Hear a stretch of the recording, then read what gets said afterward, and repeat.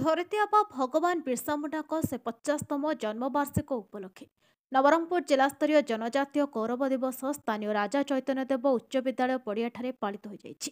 ମୁଖ୍ୟ ଅତିଥି ନବରଙ୍ଗପୁର ବିଧାୟକ ଗୌରୀଶଙ୍କର ମାଝୀ ଉପସ୍ଥିତ ରହି କାର୍ଯ୍ୟକ୍ରମ ଅନୁଷ୍ଠିତ ହୋଇଥିଲା। କେନ୍ଦ୍ର ଓ ରାଜ୍ୟ ସରକାରଙ୍କ ଚେଷ୍ଟାରେ ଜିଲ୍ଲାସ୍ତରୀୟ ଗୌରବ ଦିବସ ପାଳନ କରୁଥିବା ବେଳେ ଓଡ଼ିଶାରେ 27 ଜିଲ୍ଲାରେ 28 ଗୋଟି ସ୍ଥାନରେ ଦିବସ ପାଳନ କରାଯାଉଛି ବୋଲି ବିଧାୟକ କହିଛନ୍ତି।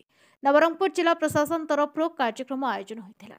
आज धरती के अब्बा भगवान बिरसा मुंडा जी 150तम जन्म जयंती आपको भारत सरकार ओडिशा सरकार गौरव दिवस भाव में सारा देश में पालन करुच्ची।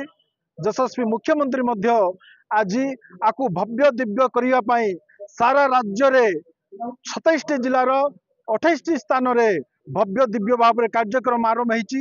आज आम बसीचु आम आईटीडी तरफ आयोजित होता नवरंगपुर आरसीडी पड़िया एवं यशस्वी मुख्यमंत्री जी मध्य यशस्वी आदिवासी मंत्री आम नवरंगपुर गौरव नित्यानंद गंड महोदय सहित सी बसी भुवनेश्वर एवं यशस्वी प्रधानमंत्री जी आज सारा भारत वर्ष संबोधन करेंगे।